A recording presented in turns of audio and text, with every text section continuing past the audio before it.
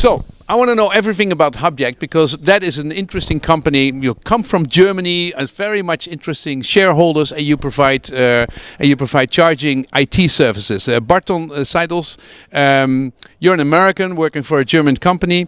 What exactly does Hubject do? So Hubject is a B2B platform that we enable seamless charging, enabling charging networks to connect between each other and their end users so that they can have one charging card and roam from one charging network to another without having to have multiple contracts. And that's on international scales. Who are your shareholders? Our shareholders are a mix of auto OEMs, utility companies, hardware, software companies. We just added a new shareholder this week, NLX. So we are not just German, we are Italian as well. 12.5%, and you have BMW and Daimler. I mean, it's really a bunch of the whole German car industry, now a little bit of Italian. How many people in the company?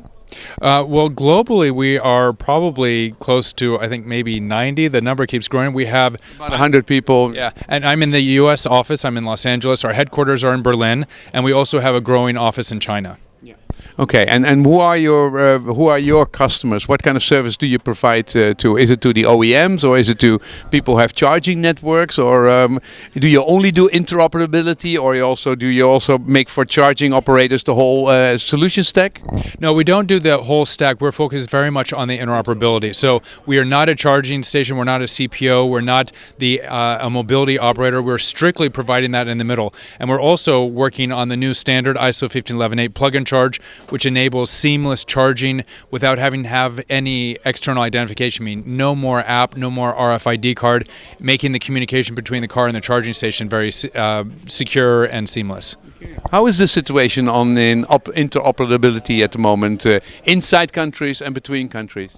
Well, it's actually it's been evolving quite a bit.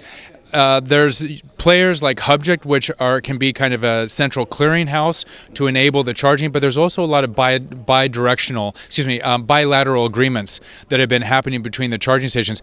They know that to enable to have their clients be satisfied with the service that they're getting from one company, they need to offer more flexibility. And so if it's not going through a company like Hubject... We need it, but I mean, is it happening already? Would you say that 80% of the hundreds of thousands of charging points in Europe are already interoperable? I would say that through Hubject, we have connected over, I believe, 90 or 100,000. In China, we are getting close to 150,000. So globally, we're getting at huge numbers.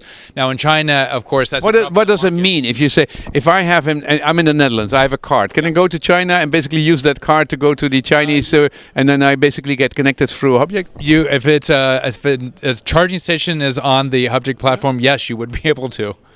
Well, okay, then I only need to get my car into China.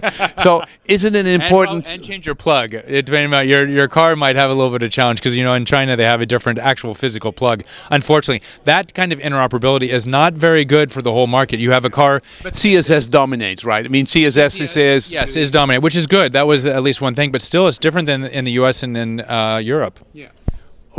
Oh, really? I thought that CSS also dominated in the USA. But you have Type 1 and Type 2. Tell me about what is the difference between Type 1? Different plugs. Yeah. So the CSS is basically in the USA, but it is a different plug? Correct. So there is so it basically is no standard. It's just an old version or a new version or another version. How does that work? It's just a different version. God, I didn't catch that in my previous interview about the CSS standardization. They didn't say that. They said, yeah, America is CSS. Okay. Is there a lot of interest in interoperability? I mean, is it in 3 or 4 years it will be over and will be done? I hope so. Yeah. No, but I mean, what do you see? What do I see? I hope. We all hope, but we don't care. We don't live on hope. What do you see really happening as a trend in the market? I see bilateral agreements happening.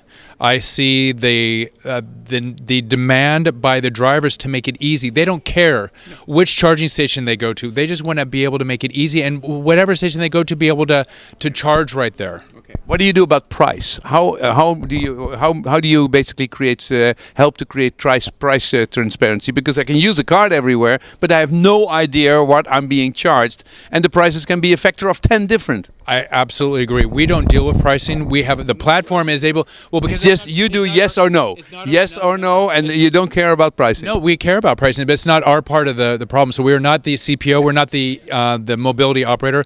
Our platform is there to be able to project it, to be able to show the price. We think having pricing is extremely important. That's not our responsibility, but we do enable our partners to be able to show it. Alrighty. It used to be that the only way you could pay in Germany everywhere, you would have to have a Dutch charging card. That situation is changing, and life is getting better for the operator. We can charge everywhere, but we have no idea what we're paying. But that's 2019. Let's see how fast that changes.